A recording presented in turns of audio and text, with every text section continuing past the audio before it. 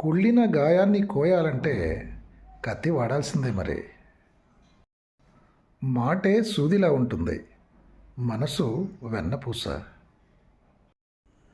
ఎంత పని చేసింది పాడువానా, కంట నీరు నింపే కామారెడ్డిలోనా.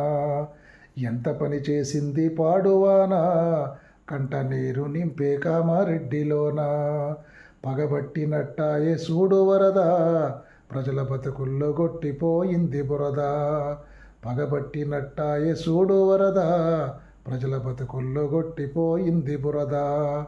ఎంత పని చేసింది పాడువానా, కంట నీరు నింపే కామారెడ్డిలోనా. ఎంత పని చేసింది పాడువానా, కంట నీరు నింపే కామారెడ్డిలోనా.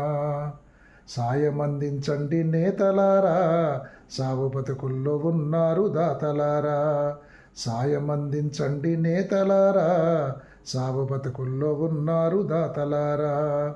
ఎంత పని చేసింది పాడువానా, కంట నీరు నింపే కామారెడ్డిలోనా. ఎంత పని చేసింది పాడువానా, కంట నీరు నింపే కామారెడ్డిలోనా.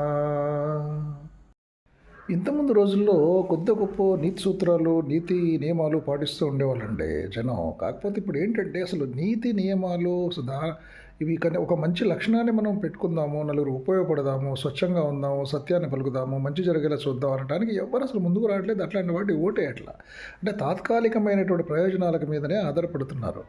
ఎందుకని ఇట్లా జరుగుతుంది? వ్యక్తిగత స్వార్థాలు ఎక్కువైపోయినాయి. అందుకని ఈ సమాజం ఎంతగా భ్రష్టు పెట్టిపోతుందేమో అనిపిస్తోంది.